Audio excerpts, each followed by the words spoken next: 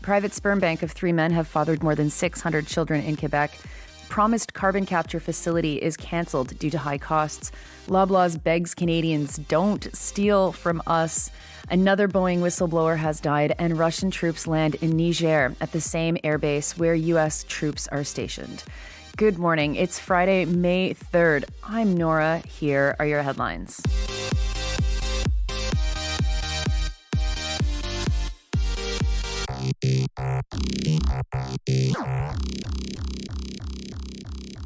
First, we start in Quebec, where a clandestine sperm bank operated by 3 men, 2 of whom are related, have fathered more than 600 children. Now, I have to say, I've known about this for a while now through a friend. She introduced me to the term artisanal sperm bank.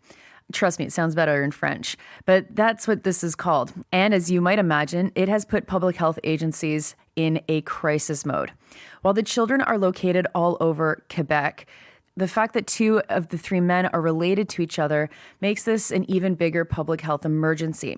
The children that these men have fathered must be kept away from one another romantically to make sure they never procreate.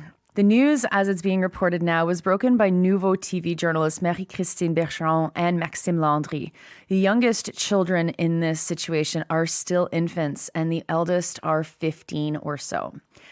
Women who were looking to start families and not go through the formal health system found the men through Facebook ads. But at least one of the men also donated sperm to fertility clinics. One of the men carries a rare genetic disorder that parents will have to watch out for in their kids. It impacts the liver and also possibly the kidneys. This news came out of a 3-part documentary series from Nouveau that triggered many, many more parents to reach out to the journalists to say that there was an issue even greater than they thought it was. The original title of the series is 1 Man, 100 Children. And at this point, with 3 men and more than 600 children, this has grown significantly. As a result, Nouveau TV has put out a 4th episode, and it will be released next week.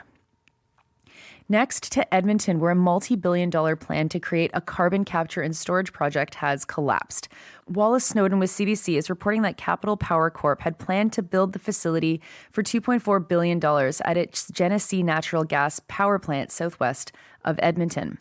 Snowden reports that, quote, up to 3 million tons of carbon dioxide per year would have been captured by the facility, unquote. Though I think we should be really careful with those claims, as carbon capture is mostly propaganda from the oil industry. And proof of that? Well, the project is being canceled because it, quote, no longer makes financial sense, unquote. The federal government said that they still think carbon capture is a good idea, but they can't bankroll all projects. And the provincial government blamed Ottawa for not giving them enough money or more money to do carbon capture. Capital Power might try carbon capture later on as the technology improves and becomes cheaper. The company is hoping to hit net greenhouse gas emissions by 2045, if, of course, we're still around. The plan, if you can believe this, is that once the carbon is captured, it will be blown into the earth and put in storage wells that are 3,000 meters below the surface. Snowden reports that this is being, quote, touted as an effective way to reduce Canada's carbon footprint, unquote. Snowden doesn't mention how much more gas will be processed thanks to the expanded Trans Mountain pipeline that was just online this week, and that for the industry, they don't actually care about saving the planet at all. If they did, they would shut down, actually. And for that matter, neither does the government. The government needs carbon capture to justify this out-of-control oil and gas production that is still happening. This article is a great example of the smoke and mirrors industry of battling climate change. Next, Loblaws has been getting a lot of heat in the past several weeks as Canadians have been organizing boycott actions and things like, quote, steal from Loblaws Day, unquote. Well, Galen Weston and the CEO of Loblaws, Per Bank, that's the guy's name, are calling the criticisms of their company, quote unquote, misinformation, a word that journalist Heather Wright doesn't actually put into scare quotes in the piece. Wright speaks with Carolyn Schwim, who has a great quote, which I will read to you. Quote, I come from a country where there's a competition commission, and I think that canoodling and price fixing between the shops here is really disgusting, unquote. Schwin's country is South Africa. And yes, the lack of competition in Canada is a massive problem. In the first quarter of 2024, Loblaws made 10% more in profit than last year. In just 3 months, they made $459 million off of selling us food. Right also gives us data for Sobeys and Metro. Sobeys made less, but still tons of money. And Metro actually lost some money, but made more than $200 million in Q1 last year. As for the steal from Loblaws idea, Bank and Weston, quote, slammed the idea, unquote, hoping that Canadians would not steal from them, which, I don't know, maybe should make someone theoretically want to steal from them even more. Next, the news at Boeing just seems to getting stranger and more concerning. A second whistleblower has died. He also called attention to manufacturing defects in the 737 MAX plane. Spirit AeroSystems had fired Joshua Dean in retaliation, according to Dean, for identifying the lax standards that were common at the Kansas manufacturing plant. Dean's had a sudden illness and died. He was just 45.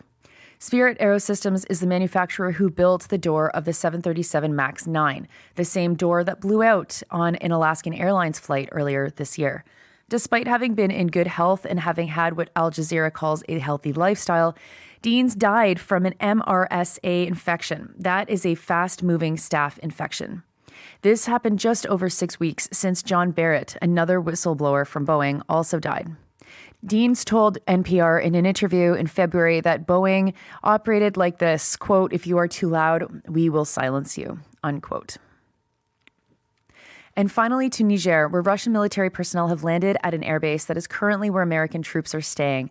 Russian troops arrived after the military government of Niger has expelled nearly 1,000 American forces from that country. Niger was an important ally to the United States until the military coup. The airbase is located near Niamey, and a senior defense official told Reuters that troops from the two countries are not mingling. They are in separate hangars. U.S. troops have also been asked to leave Chad, Mali, and Burkina Faso. One of the air bases in Niger, called Airbase 201, was built in 2018 by the United States, and it isn't clear what will happen to the equipment and installations when the Americans leave. It's worth mentioning that several of the coup leaders were actually educated in the United States. Russian troops have been more and more called on by these governments as they've been de-emphasizing their relationship with the West, causing some Western analysts to express concern. Those are your headlines for Friday, May 3rd. I'm Nora. It's a Friday. It's Friday. I hope you have something lined up this weekend that's going to be super fun. And I hope that the weather is getting nice wherever you are located in this broad and vast country. Actually, in the world. You know, I know there's folks that listen to this podcast all around the world. So I hope that you have something nice going on for you in the next couple of days. You are listening to this podcast at sandynora.com, on the Real News Network podcast feed, and anywhere you get your podcasts. I will talk to you on the other side of this weekend.